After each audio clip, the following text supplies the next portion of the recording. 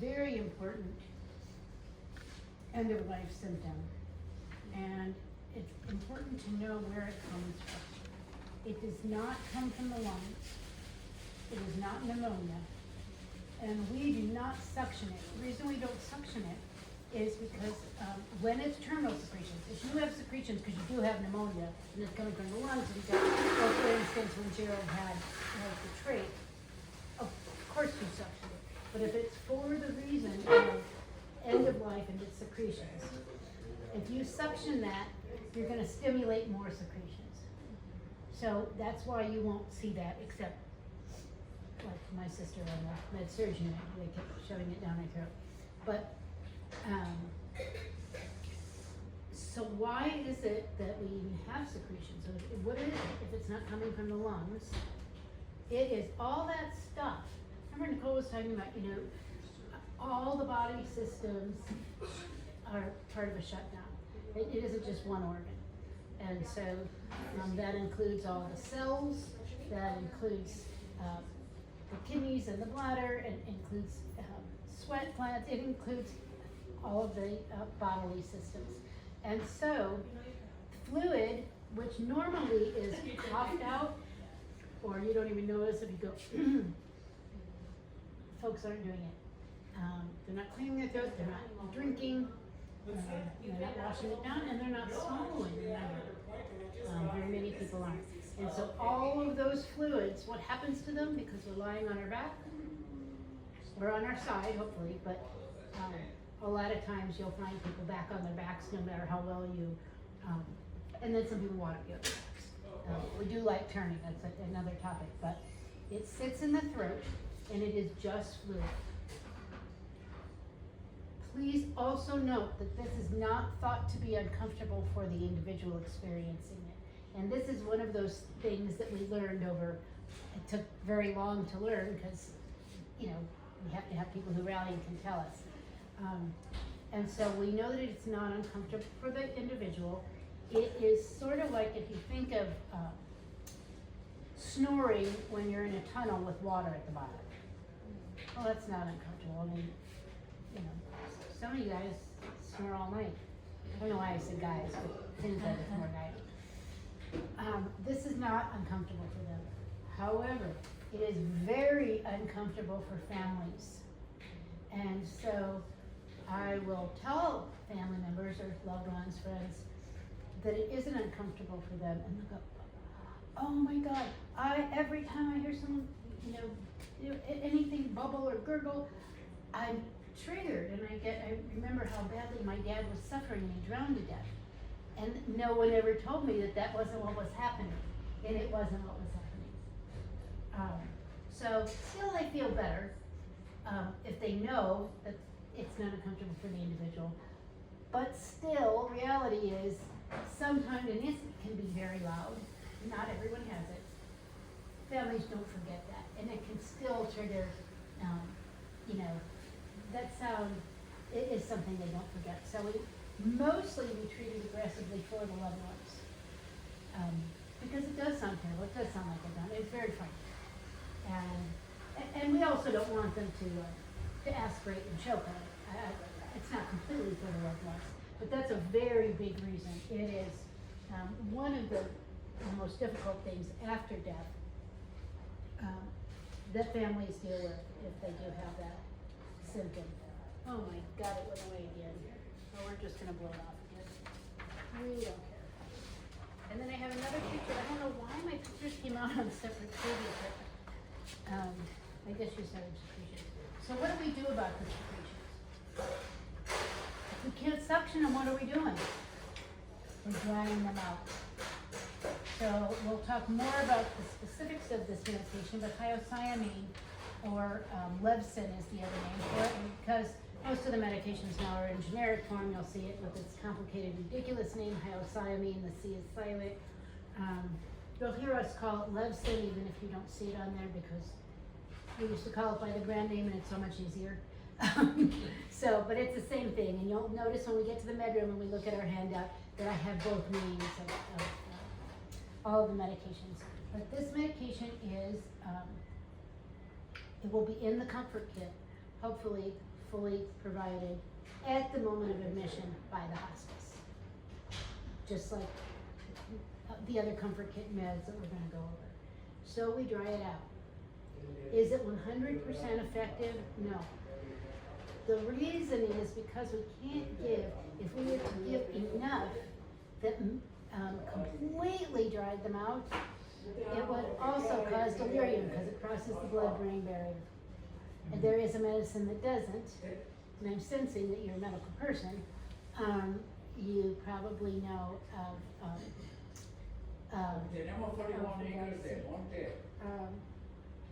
Robenol, but that only comes in IV and if you can swallow and all of that stuff.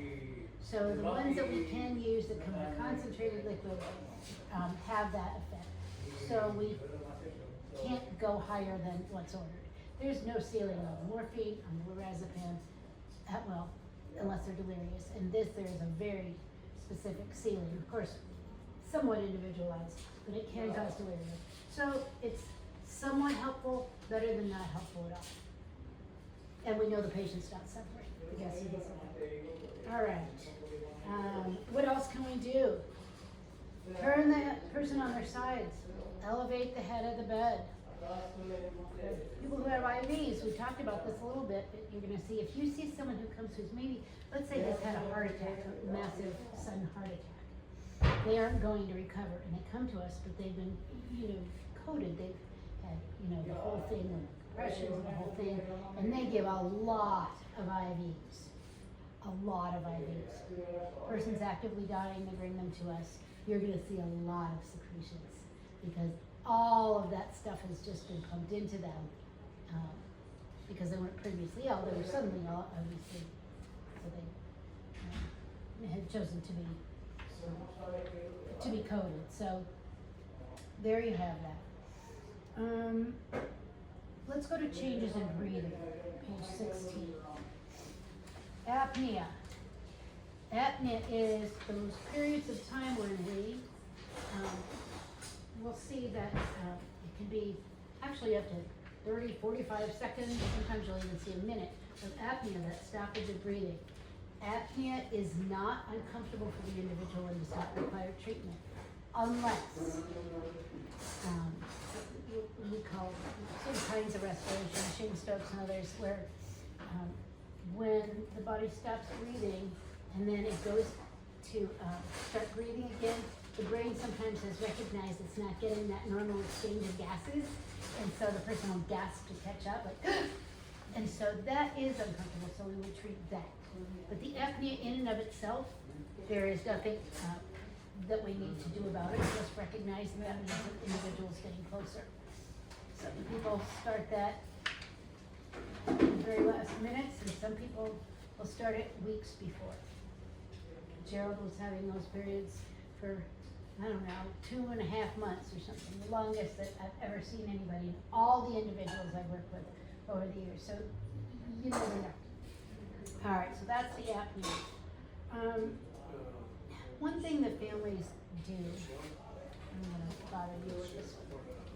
So the person is having a period of apnea, and the whole family's been watching these periods. Everyone wants to know, of course, is this it, or are they going to grab another breath? And we need to really encourage them maybe to stand back a little. Some people need space to die. So maybe like one of them put the hand on the chest or something like that if they need to have that reassurance. But having the whole family around the face isn't a good way to die. And by the way, and volunteers should all know this, some people can only die when they're alone. And it's one of those trick questions like, is that spiritual or is that delirium, whatever. We don't know why, but there are many theories, and the theories are not, I'm mad because the person got up and got a cup of coffee or went to the bathroom, so I'm just going to go ahead and die, because I didn't want to die alone and they died. It's not that. But people will think that volunteers, loved ones, they can have sat vigil for 24 hours, get up to go to the bathroom, the person dies. So I tell people this, sometimes like families will need to take a shower, whatever. I tell them this before, because if it happens and you tell them this afterwards, they'll think that you're just trying to make them feel better, right? So you want to let them know, you know, you can get up and leave, and some people can only die when they have space. We don't really want to obviously theorize all kinds of things. Airspace, that, not wanting to upset them, we don't know. But if they know that beforehand, they're more likely to be able to go to the bathroom or eat or do what they need to do, because it, and to not feel guilty once they come back and they find everyone's gone. So it's kind of a common thing. Shallow breathing. This is part of the respiratory system. But sometimes you'll see either real shallow breathing really fast or really slow. Same with heart rate. So really rapid breathing can be very uncomfortable. If they're breathing rapidly, we're going to assume that is uncomfortable. That's shortness of breath. Anytime that a person is gasping, fish out of water, labored breathing, struggling, or using what we call accessory muscles, so the muscles that aren't the usual muscles around the lungs, so it's back here, but the neck and the belly. If they're working hard with the neck and the belly, to breathe, that is absolutely we want to use on that. That's when we need to relax that musculature around the lungs. Let these other muscles, it's very difficult to dilate some of those. And so we really want to treat the rapid breathing, anything that appears to be uncomfortable or gasping for breath. We want to treat that. But apnea in and of itself, not necessarily. Shallow breathing, not necessarily. Other things we can do, we elevate the head of the bed. How about the fan? The fan can stimulate breathing. I have in my advanced directives, actually I'm going to take it out because ever since menopause I don't have this dislike anymore, but I used to hate the fan. And so, and of course that's one of our gold standard tools to stimulate easier breathing. And so I have in my advanced directive, I don't care what I'm doing, do not put that fan near me. And so this is a reason to continue to revisit your advanced directives, and for us to get information. So, but it's very good, even opening a window is good to have it, especially if there's a breeze. Letting that air in is great to help that breathing. If you are using the fan and the person doesn't respond and it's not responding, you can, the best effect, of course, is aiming it directly at the face. If the person's still conscious, you're probably not going to do that, unless someone wants it. And we'll talk more about morphine.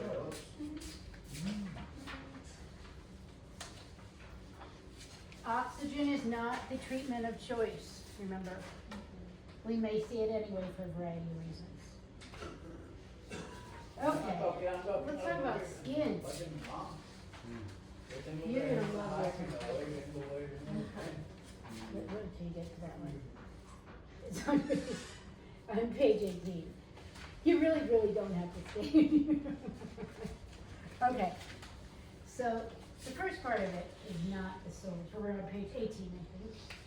But I don't also trust that all of these are collated correctly. I collated the last 5 of these about 3 o'clock this morning. So, end of life skin changes. Modeling. This is not modeling like a model. M-O-D-E-L. Modeling. Red, blotchy, diffuse marks. Typically on the extremities, you can see it on the back of the belly, more prominent on the dependent surface, meaning that part of the body that's on the bottom, whatever's on the bottom. But you can see it all over. It is not uncomfortable for the individual. We do not need to treat, we do not need to medicate. There's nothing to do about it, and there's no reason to do anything about it. It is simply the result of the blood pooling. Remember, the circulation system has slowed down. Everything is slowing down. And so the blood just pools. And also, the extremities are usually cool when you feel that, the circulation. And so, for me, the most important thing is, when I did night on call, I used to have families call and think that they bruised the person. To me, it looks like stick modeling, and you can see modeling, it's on the left. It doesn't really, to me, look like bruising, but families will frequently, so I just changed it, and I noticed that, because they think it looks like bruising or finger marks. So we really want to reassure the families helping take care. I want to reassure you, and I want you to reassure families that this is not painful, it's a normal thing, it's not anything that the family did wrong. This is just natural and normal. And so, and it's not. Kennedy terminal ulcers. I didn't know whether or not to include this, but I did. It's not that common, but when you see it, it's profound. So I thought I would give you a little background on it. A Kennedy ulcer is a rare thing that happens very rapidly. I mean, very rapidly. And so it's a terminal ulcer because we see people with sores all the time, and we can't. There's not a lot of. At the very end of life, we're not going to be able to make those sores heal. So we're treating palliatively, we're treating for comfort, we're treating for dignity, all of that stuff. And, keeping them off the surface, where the dependent surface. But with Kennedy ulcers, it is not gradual like that. You might be working here in the house, I don't know, 8 to midnight one day, you come back here the next day, and the patient has a sore, and remember this is rare, but it will be frightening to you, so I need you to, it will have, in that number of hours, it will have grown and expanded like it would maybe in many, many weeks, if it's not part of the dying process.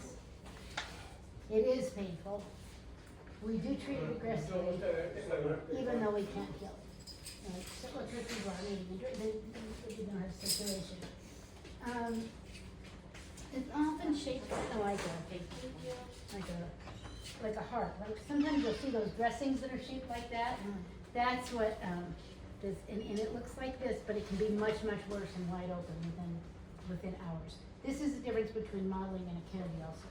I should have just put a regular ulcer too, to show. It can get very, very deep. So, treat it symptomatically and aggressively. Very painful. Hypothetically, the guest is already on morphine at this point anyway. So if we see this ulcer, hopefully it's already medicated.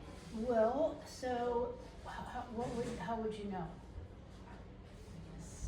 If they're moaning, groaning, grimacing, if they look uncomfortable, if particularly maybe when you turn them or you're touching that area to change them, that's a big time you would pre-medicate if you're changing someone who has this. So if they're already on medication, any new pain, you're going to increase the medication. Okay? And by the time people get Kennedy ulcer, they're usually not able to speak to you or share that you're going to go. And you might ask, because if you're a medical person, why am I not telling you to use the pain scale? I am not telling you to use the pain scale because we are volunteers. And so our 5 is not someone else's 5, it's called inter-rater reliability. And if we are not all rating on the same thing in our head, even if they're great descriptions, it's rough. We can ask people the pain level, but often our people can't tell us. Using like the Wong Baker, there's actually a Scrubs episode that's hilarious about where they have the Wong Baker as those faces, the faces scale, and them looking at the man, and the man naturally looked like. And so they thought he was like an 8 on the pain scale because the mouth had a circle on it. So I want you to describe the pain instead of rating. To me this is just like using jargon, and especially with, different kinds of pain, I would prefer you just do it. So, granted, like the flax scale, you know that on the flax scale, well, if you have one or, two of these things, or two, the moaning, don't use that scale either. Just say they're moaning, they're groaning, they're, when touched, they grimace, or whatever it is, they're grasping their belly. Don't use the flat scale or rate it in this setting, absolutely in a healthcare setting. Okay, dysphagia and medication administration. That is going to move us to the other room. Common comfort kit meds, move us to the other room. So let's skip to page 21. Page 21, at the time of death. Breathing and heartbeat will cease. Sometimes you might hear somebody go like that last expulsion of gas, or even rectal gas. Nothing to worry about. That's just the natural getting rid of the rest of that. Every once in a while, somebody will be, not all the time. People think that you pee and poop as soon as you die. It isn't always that way, but sometimes it is. So just know that that's normal and natural, whatever was left. Do we provide postmortem care? Postmortem care means the loving, from just washing the face or combing the hair to a bed bath and changing and all of that stuff. And this is kind of like catheters or suppositories. It is not your responsibility to do it. However, if you want to do it, have you been here before? Oh, yay! She's hanging out doing some academic work with us. Not much. Cool. Cool. Do you want to sign me in? Yeah, I'll sign in. But you don't have to. You can do I it was on your gonna way maybe out. move, I'm gonna hang out. Oh, you want that? But I mean, whenever you. Oh, okay, You I don't forgot have to to do it rush. last night. I stayed That's overnight fine. last No night. big deal. I was gonna maybe move my car into the street because it's kind of a tight squeeze in the. Yeah. Whatever's easier for you guys. No, you put it wherever you want it. Okay. This is your house. Hey, mama. Okay. How are you? So, and then you can also decide. What is your name? My name is Benjamin. Ben. Benjamin or Ben. You can decide if you also want to stay. I don't know if. Now we're going to talk a lot about urine and stool. I don't know how much Ben likes Yeah, so to hang out with that. maybe So it's your choice. Kathy didn't want maybe I'll step out for that conversation. Yes. Bob, are you gonna hang out for the conversation, or do you want to go into the room, or do you want me to take you for a walk, or Oh, a walk would be lovely. want to go in the Cool. room for a little bit? All right. Well, you can leave us to the urine and stool. Cool. Cool. Hold on, All I right. got you.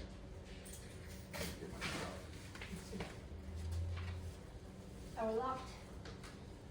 I don't think Yeah, so. she is. Good. All right. Why you moved? Okay. I got you. Hold on. So that you can stand up. Oh, do you want to? I wouldn't stand up. No, Mom, I'll just move you. You're gonna move her over these? Yeah. Okay. By the way, this is usually how we do it. Sorry, Kathy. It's here's another case of individual. Okay, I'll Because just we move usually it. don't, you'll see why. But if an individual is comfortable that way, that's how we wanna do it. Okay, we just apologize for not doing it. Thank you, ma'am. The right way. You are Say very thank welcome. you. Ben. Yeah, you're welcome. I'm kind of glad maybe that she's not staying for this, but she has every right. Same with, I talked a little bit about the books. This is not a medical chart, and your notes that you write are not legal documents. We destroy them. They're not medical notes. They're the same thing that the family would write in a spiral notebook when they have serial caregivers. This is, so there is no reason, plus with HIPAA, if they're the medical drug power attorney, they can see it anyway. If the patient has given permission and all that. But in this case, I don't offer it to them. But if they ask, there is not a reason to prevent that. Okay. So, back to postmortem care. You may know the individual well. And so, you may want to provide postmortem care. The family may be there, may want to provide it themselves. they might want you to provide it. There may be things like catheter and so on. We don't expect you to manage those things. Hospice, we call hospice pronounces. Every individual we have here is on hospice, so their nurses are on call 24 hours a day, and they are certified by the Office of Medical Investigator to pronounce. I am, maybe you are, but that does not count here because we're volunteers, so they must come do it. And they can do the postmortem care if you're not comfortable doing it, or if it's like there's too much stool or whatever. The converse is true though. When a family member, and I noticed that a lot in New Mexico, where family members are much more involved than where I come from, just culturally. More people seem to live in the same neighborhood or the same state. You know, my family's all over the world. And it's also more common in the white Anglo-Saxon, Protestant, or Jewish, white Jewish population. In the Midwest, it's really, families don't always like to do that. And so even though it's common in the culture here, which makes it a wonderful place to practice hospice, it is not everywhere.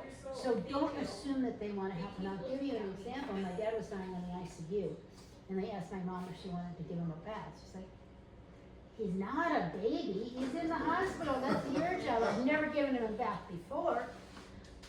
And I think about, for example, my brother, when we're asking families if they're comfortable putting a suppository in. My brother would not be comfortable with that. But here, people are much more oriented toward changing and turning and whatever. So, and same with postmortem care. They may be comfortable or not, but let's not judge them if they're not. So when you say postmortem care, you talk about cleaning and dressing?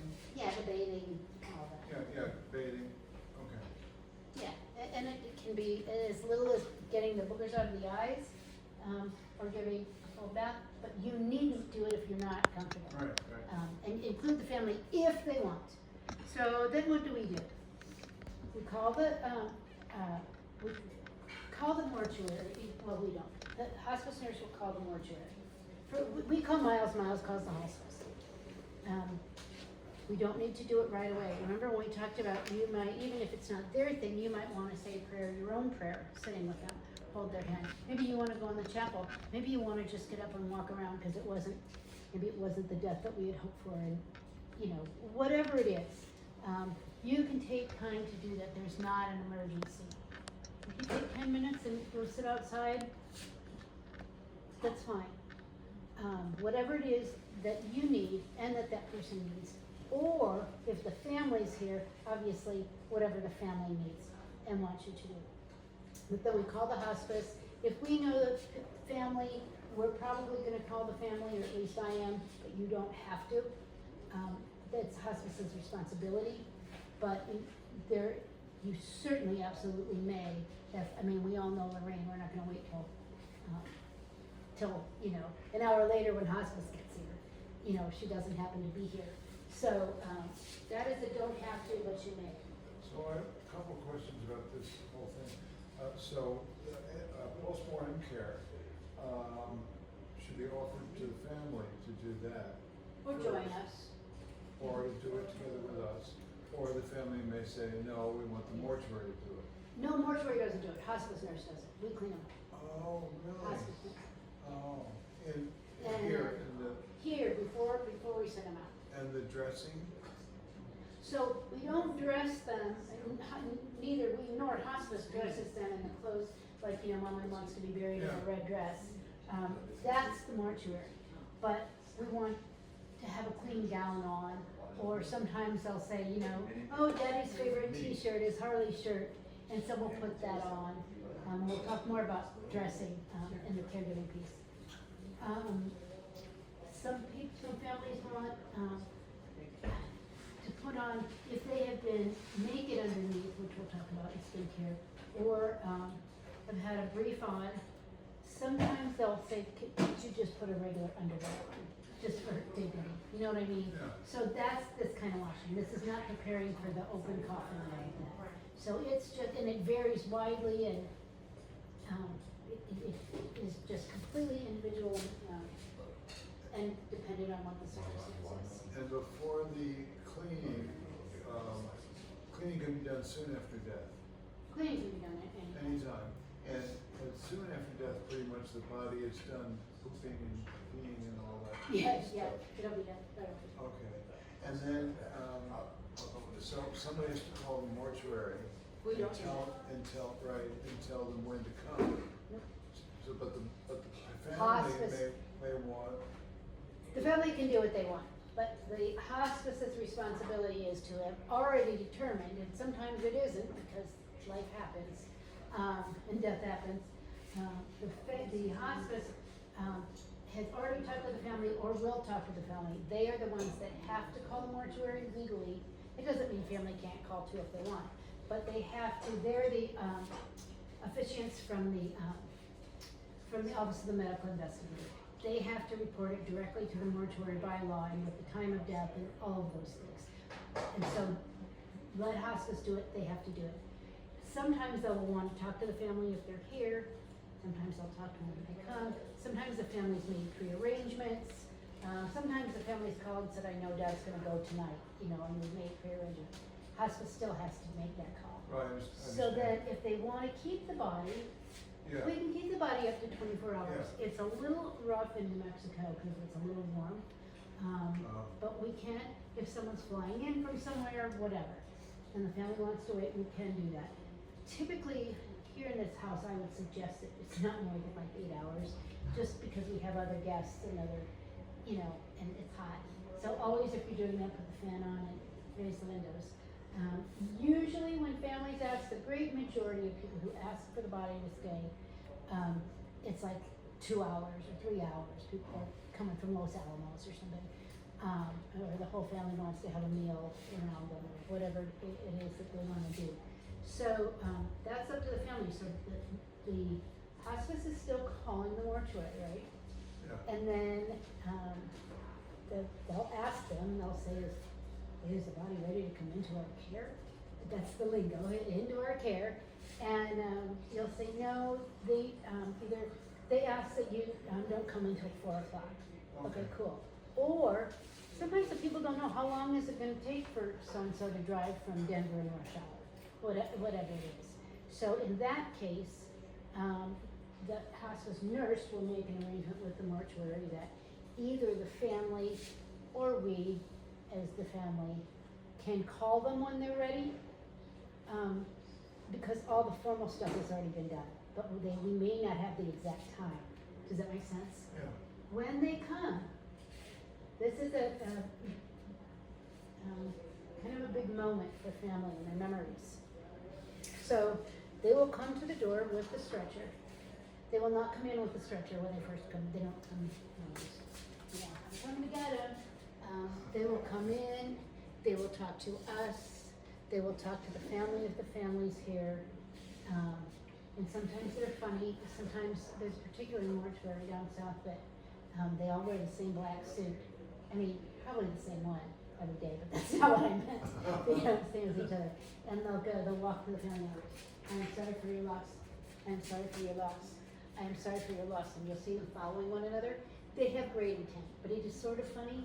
And so if they're people that you know well, the family, and you can let you sometimes say, or I know the exact outfit that Ed will wear from, those kinds of things, because they're sometimes uncomfortable too. So you may find yourself in a position, even though they're the mortuary people, they aren't the funeral directors. They're the guys who pick up. So you may find yourself easing the tension and helping them to communicate with the family as well. They're not going to make all the arrangements here because these aren't the funeral directors, unless it's direct services where they will have the option to do it here and not go to the mortuary.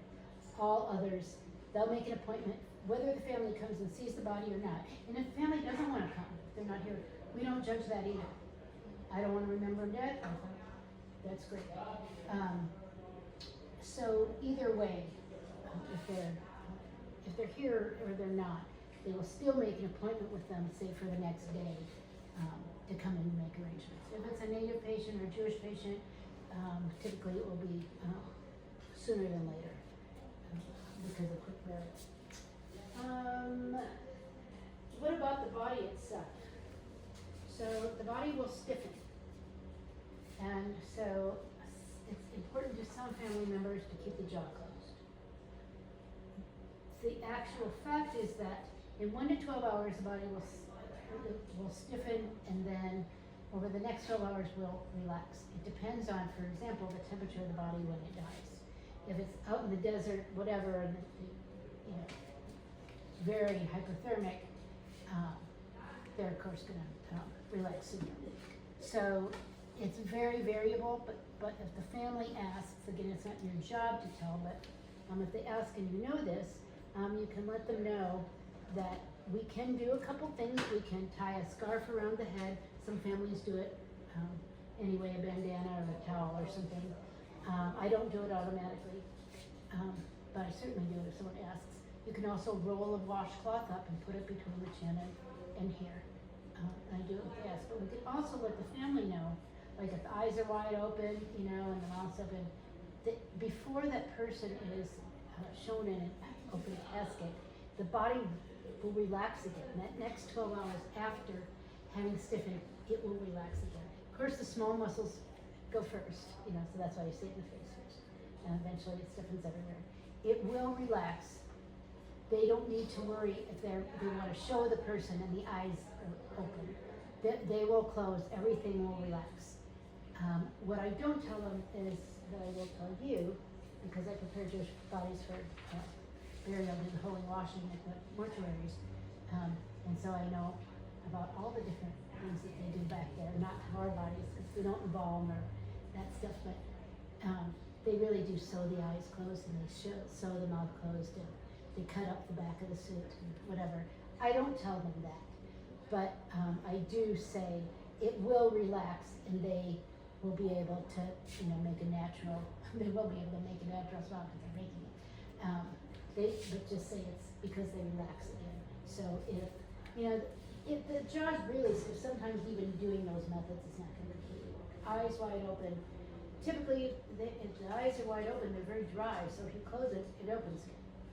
So we can't always fix that, so just reassure you that that's not how they're going to show up in the epithelium.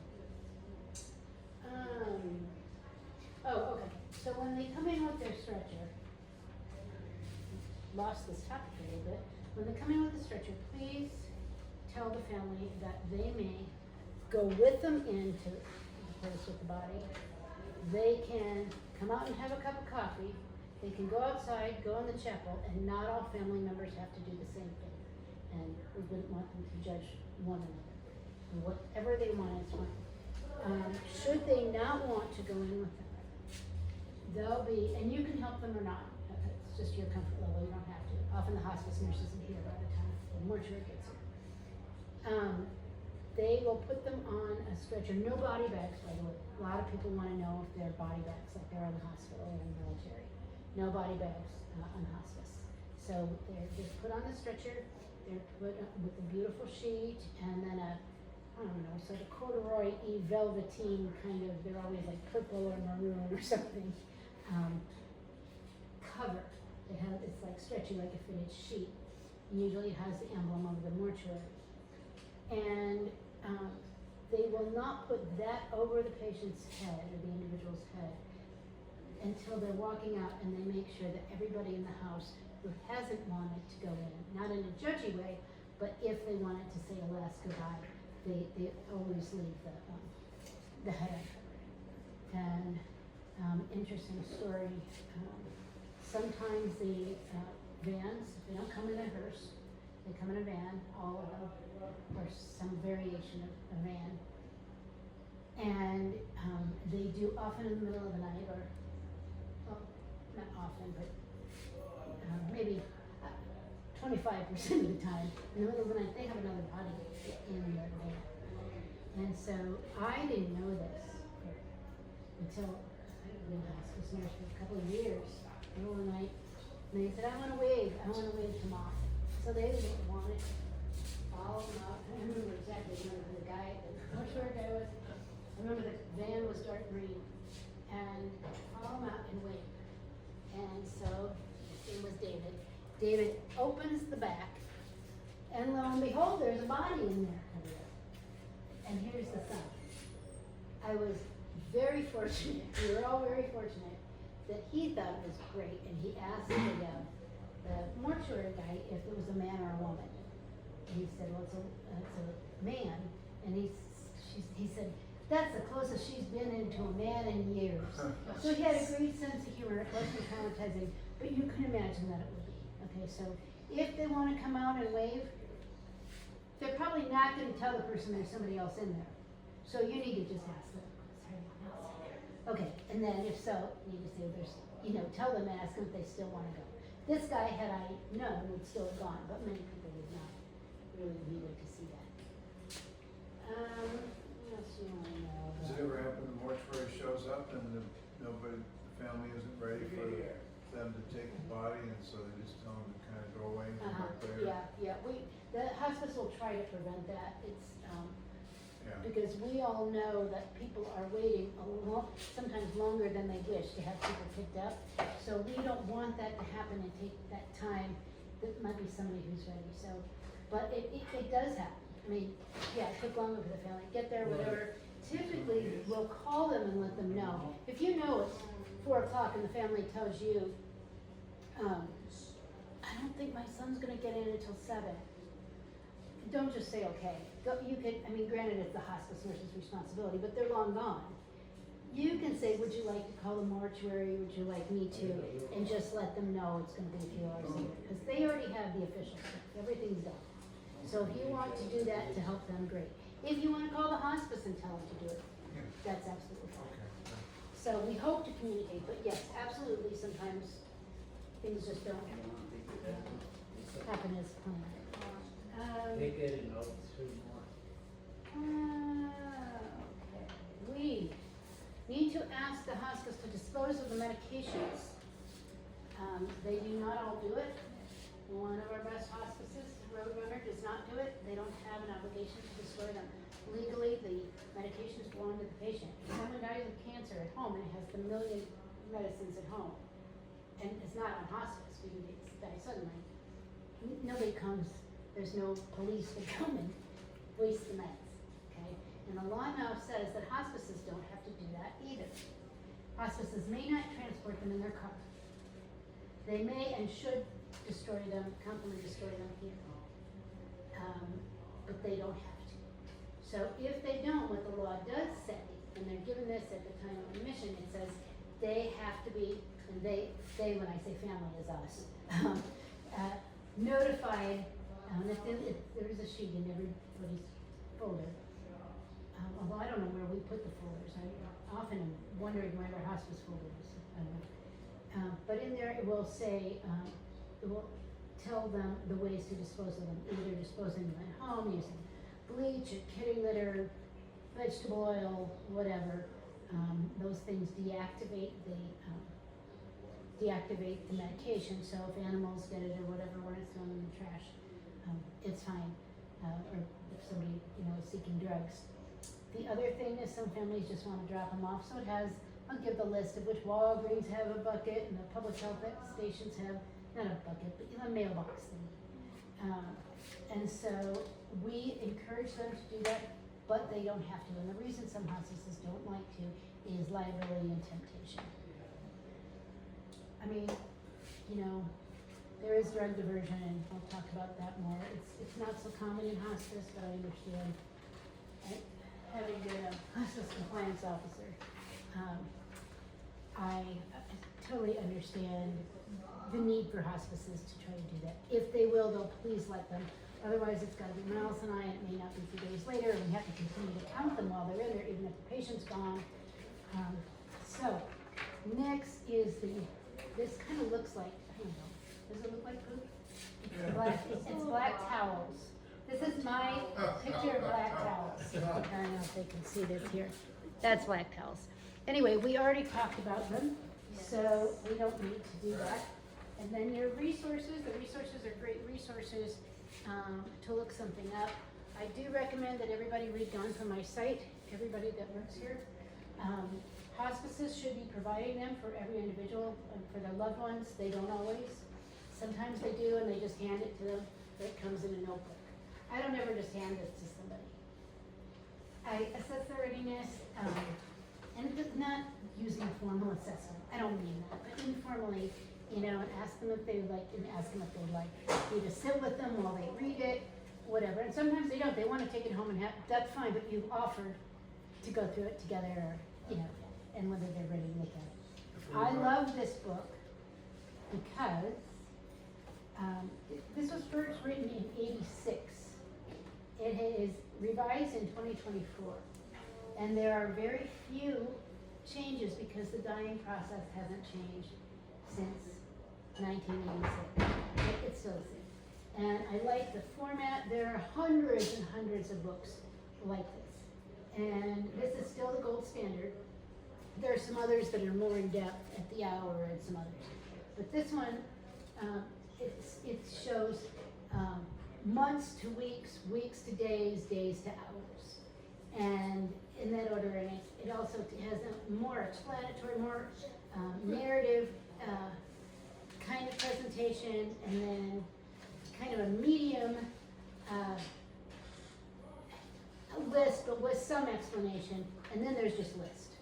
And some people may be more ready to, or more likely, if they're in the throes of being pretty emotional and the person's dying, sometimes they just want to read the list, okay? With you or without you, so I like the format because it has all three ways and meet that person where they are, and this is by far the best. I do have a film of Barbara Carnes talking about the end of life that I love, and I'd love you to watch, and I have it here, but I don't know how Miles and Rosa want to handle, like, you're coming in, or I don't want to add it to this training because you'd be here forever. But it is in there, so if you want to watch it, it's fabulous. I would ask these guys how they want you to do that. If they want you to come in, if they want you to take it home, whatever, but I do recommend it, but I really want you all to read this book. It looks like we're running out of these, so if you would bring back, there's a couple. Oh, and here's my previous book. The Please. Barbara Carnes one, what is that one called? It's called, something. It's in the, I'll have to tell you, it's not called Gone From My Sight. It is called something else. But, I'll tell you when, it's in the office. If So- we want copies of that going from my site book, how would we get it? We can order them online or something? You can, you have to pay for them. And so what I've been doing is getting hospices to donate them.